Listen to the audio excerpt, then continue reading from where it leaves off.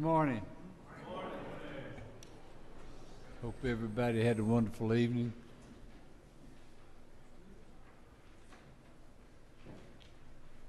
We'll start in a second. I gotta wait for my dean to get in here. Can he hear? Hey.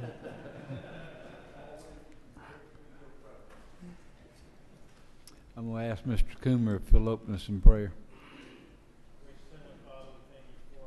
To serve you today, to do this work that you've called us to and given us a great opportunity to do. And I pray that you would help us to have wisdom, mercy, and compassion in all that we do, and that our words, our thoughts, and our deeds are pleasing to you.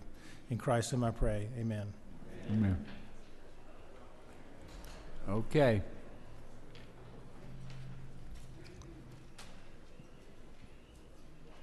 Mr. Hitchens. Yes, sir. I apologize today. I left my glasses at home, and for emergencies like this, I saved these from last year that I broke. So I can't afford glasses, but I certainly can't read without them.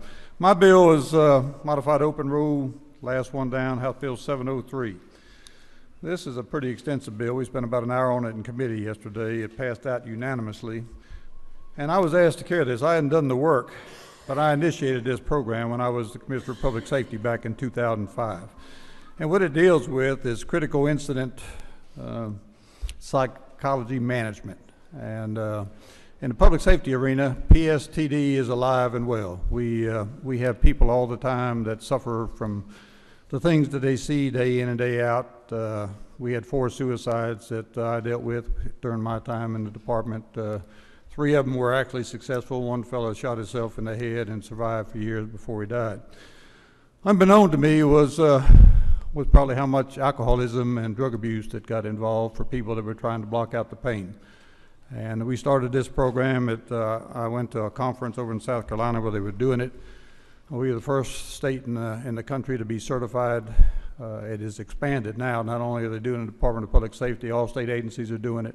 And now they're taking it on for local agencies. Yesterday we had about 20 people come testify before the committee, and it was kind of heartbreaking, and it was also warming to me to see that it had done so well after I had left. But one individual had gotten to the point that he actually went to a hotel room and tried to hang himself with his belt, and the belt broke, and he woke up in the floor.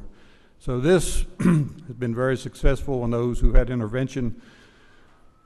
Law enforcement officers, firemen, people in the public safety arena are often scared to go to their supervisors. If they come and tell you they've got an emotional or a psychological problem, the first thing they're going to do is take them off the road, put them in an administrative capacity, and send them for evaluation. And it can be career terminating. When they're allowed to go and speak to a peer review who has confidentiality and somebody who's been through the same process, we found that it's very successful, and it turns a lot of people around.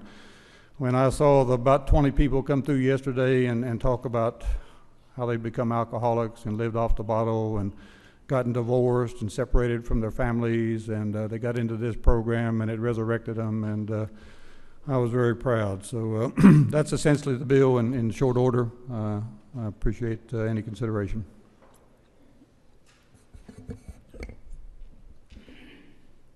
I would have hated to have heard it in long order. Who?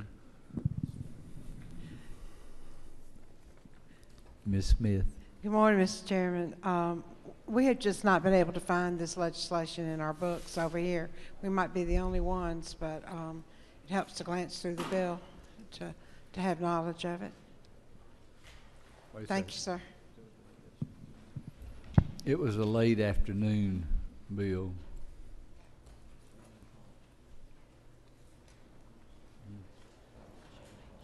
Mr. Powell. Thank you, Mr. Chairman.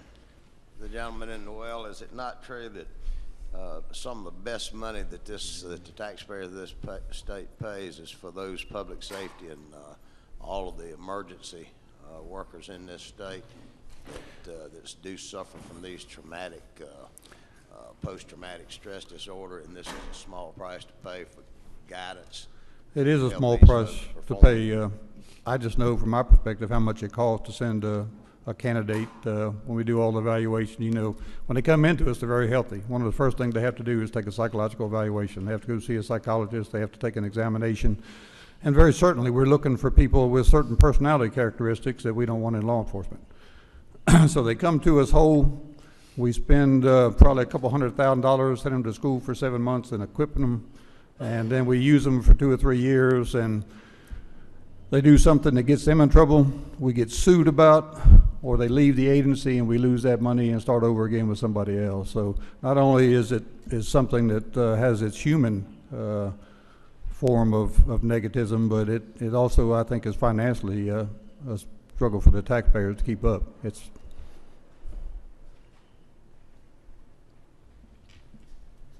Ms. Hughley. Thank you, Mr. Chairman. To Representative Hitchens, I'm over here. Did you speak to the cost of creating this? We certainly did. It's $1.3 million. And the truth is, they're already spending it. They're just taking it out of Hyde in the Department of Public Safety because they're doing it. All this will be is putting the money in the appropriation separately. And this is not just for, as I said, state. It's for personnel, the National Guard, the fire community, the EMS community. We had one lady testify yesterday that was a dispatcher, and I never thought about it from that perspective, but she had real problems, and that she was involved in one where somebody was being raped and then ended up being murdered, and the screaming in the background and everything that was going on, and she just felt helpless about what she was able to do, listening to it all on the phone while the law enforcement personnel would get there, and caused her nightmares and problems for a long time before she got counseling and was able to rectify her psyche. No more questions. Thank you. Thank you. Mr. Coleman. Thank you, Mr. Chairman. If you would, this is House Bill 728. It's under modified structure rule, the last bill on your list. And what this basically is, when we passed last year House Bill 338, we had a companion bill that went with it, 237, that was to help pay for this. That's the chief turnaround officer to help these low-performing schools.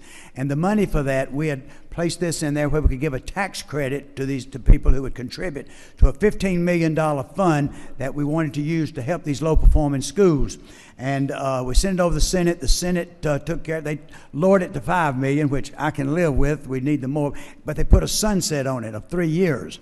Now we've already had one of the years, and so we want to. All this bill is doing is to remove that sunset, where we can go ahead and do that. I'd like to say that that fund has already been pledged this year of $3 million. So we're only $2 million that more we need to do, and they'll help these schools. Mr. Chairman, that's the bill.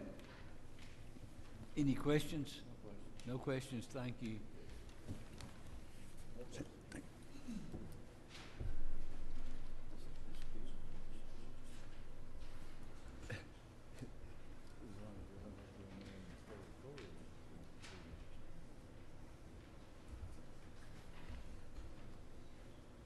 Mr. Watson. Thank you, Mr. Chairman. Members of the committee, I bring before you today HB 571. Should be at the top of your page. First one, open rule. This is dealing with the magistrates, just updating their retirement fund, making some changes, no cost to the state, and just bringing them up to date. And I appreciate your support.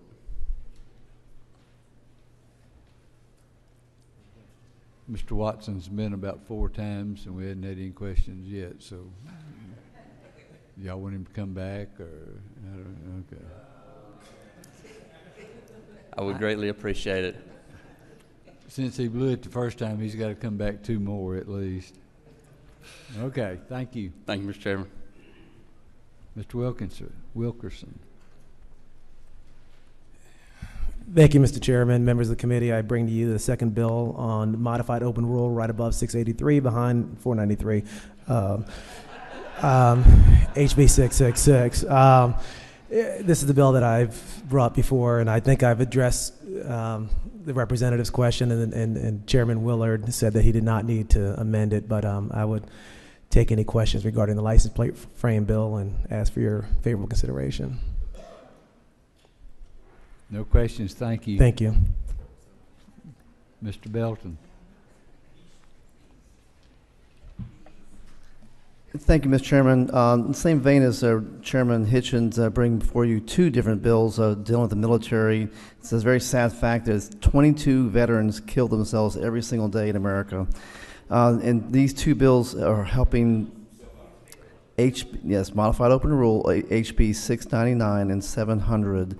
The first one is very simple, firefighter certification. It's a bill that Florida has. It allows firefighters to use their basic training for civilian basic training. The second one is one that's asked by the National Guard.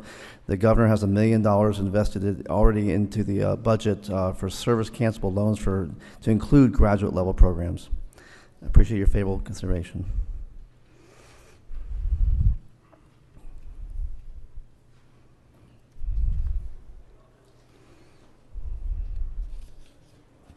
Under 700, Mr. Belton, would you like to use the word accredited sometime in this? Yes, sir. It's for accredited. We already have a system in place for college education for service cancelable loans from the National Guard, and this includes adds that to graduate level service cancelable loans. No further questions. Thank you. Thank you, sir. Mr. Bonner. Thank you, Mr. Chairman. Today I bring you House Bill 487. It is the third down under modified structure rule. This is an amendment to the Disaster Volunteer Relief Act, which would include the Civil Air Patrol and provide them with the same courtesies we currently provide our state employees who are members of the Red Cross. This provides them paid leave in the event of a natural disaster in which they volunteer with the Civil Air Patrol. It is only granted through direction through the Georgia Emergency Management and through their department head. And with that, Mr. Chairman, I'll stand for questions.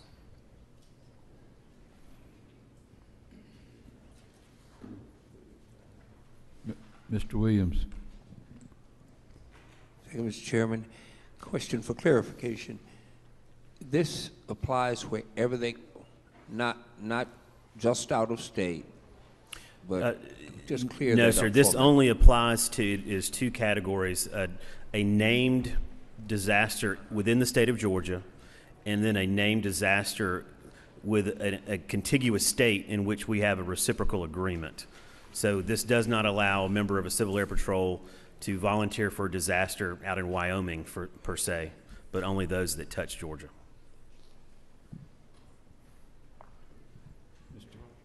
Mr. Rogers. Thank you, Mr. Representative Bonner. Is it not true that basically what this does, the Civil Air Patrol is the auxiliary of the United States Air Force, and it basically gives the same benefit to them as the Georgia State Defense Force? That is correct. Thank you. No more questions. Thank you.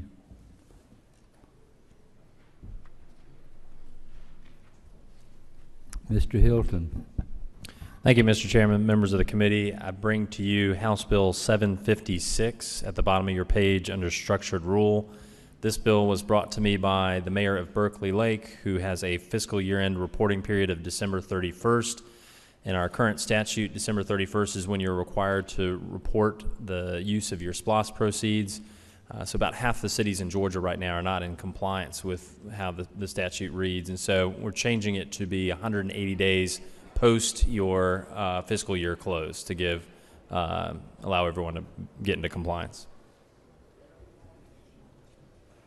No questions. Thank you. I'd also be remiss if I didn't mention House Bill 698, the specialty license plate for the Tennis Foundation. Thank you. Mr. Petrie. Thank you, Mr. Chairman, members of the committee. Bring to you House Bill 618, which is halfway down under modified structured. This is a bill that would incorporate the city of Skidaway Island, about 8,500 people, strong grassroots movement in Chatham County to incorporate the island as a city. And we went through governmental affairs, checked all the boxes, have followed every procedure to the letter, and I would ask for your support. Is that the landings? It would include the landings and others. Yes, sir, that's correct.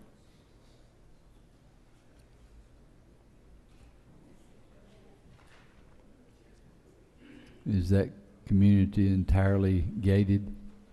The landings is, Chairman.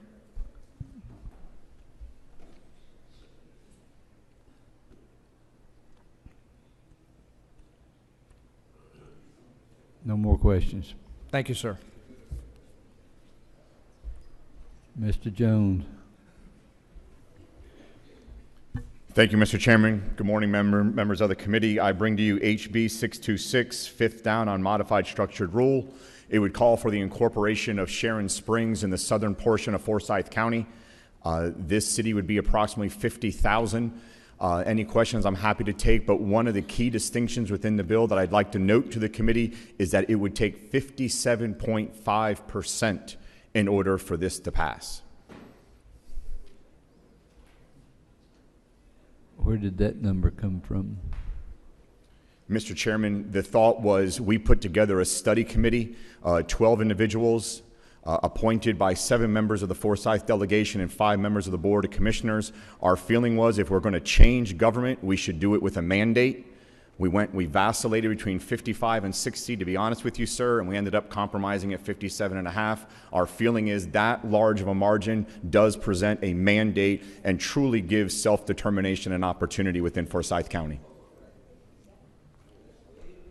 Ms. Hughley. Thank you, Mr. Chairman. To the gentleman at the podium, Mr. Jones, what is going to happen to the health of the remaining county? I guess this is unincorporated area that's going to become a city. Is that what you're saying? Yes, ma'am. So how would that affect the financial health of the remaining county? The feasibility report tells us that the city itself is absolutely viable. The county commissioners also did a report through Georgia Tech that gives an indication in terms of how the finances will sit. Generally speaking, the county itself is approximately 225,000. It's one of the fastest growing counties in the state of Georgia. The only city that is incorporated within the county itself is a city by the name of Cumming, and it has approximately 6,000 residents right now. So it's a vast majority of it is unincorporated.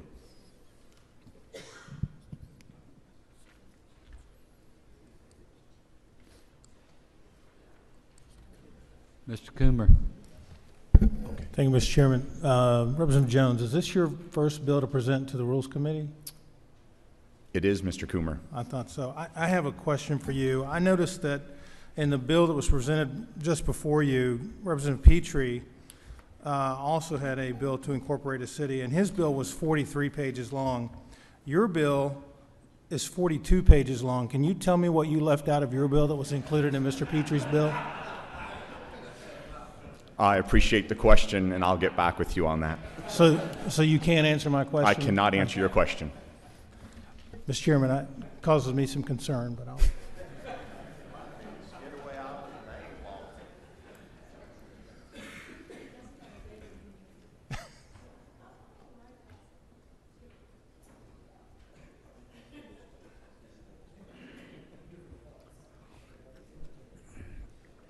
No more questions.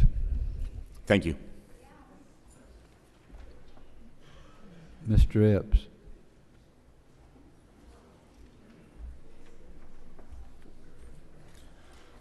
Thank you, Mr. Chairman and committee. I bring to you this morning on the modified structured rule, third from the last in that grouping, House Bill 695.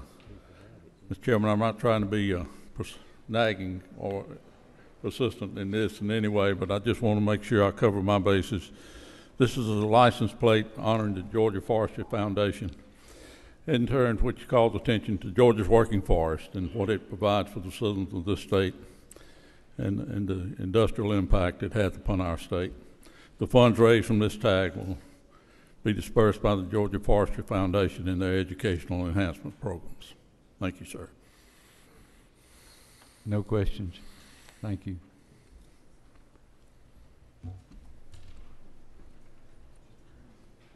Mr. Green. Thank you, Mr. Chairman. I'm bringing you House Bill 777. Very lucky number there, instead of 666. This is the historic Chattahoochee Compact that I'm asking to be repealed. The state of Alabama has quit their funding for this particular compact, and Georgia has too. We've checked to see if there's any outstanding bonds or any indebtedness, and there are none, and so I'm asking that we repeal the historic Chattahoochee Compact. Any questions from Mr. Green? No questions. Thank you.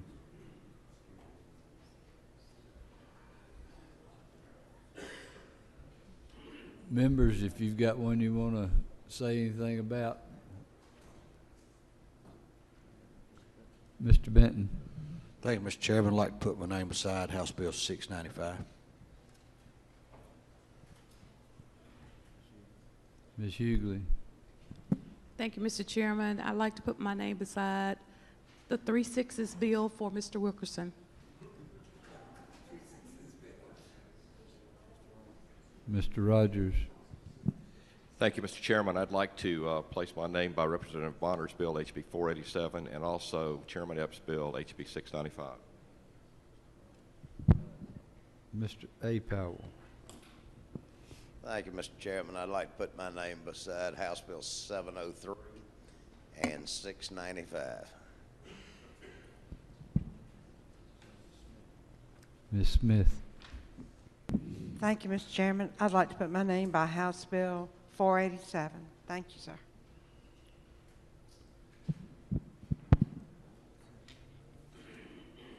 Okay.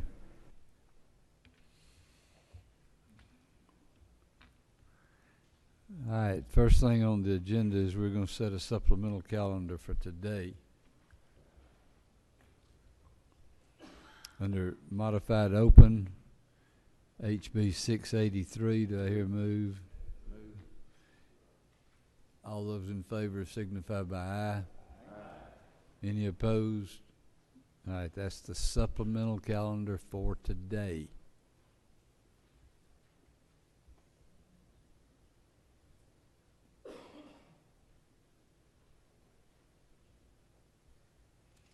All right, then we'll set the calendar for tomorrow.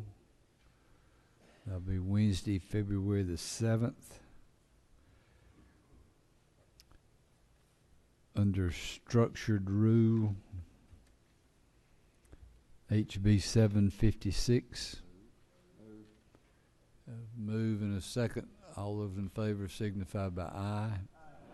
Any opposed, same sign. Okay, it's under modified structure, HB 728. Move in second. All those in favor signify by raising your arm. All opposed, same sign. Y'all were actually paying attention. Under modified structure, HB 626. Have a move and a second. All those in favor signify by aye. It's on.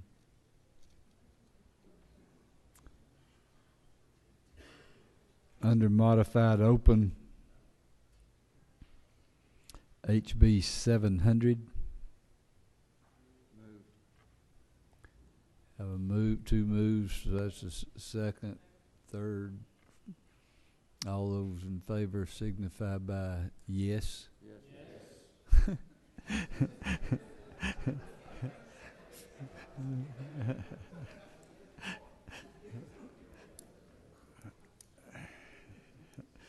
Okay. Under open rule, HB 571.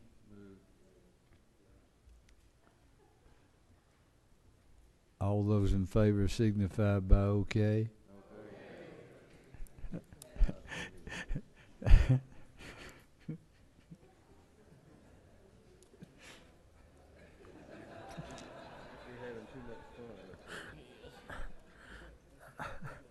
Oh. I'm gonna want y'all to sign up for something here in a few minutes. You're awfully agreeable. I don't know what's going on. Okay, under open rule, HB 777.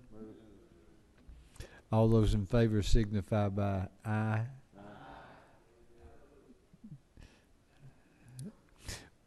Well, that's plenty. Thank you.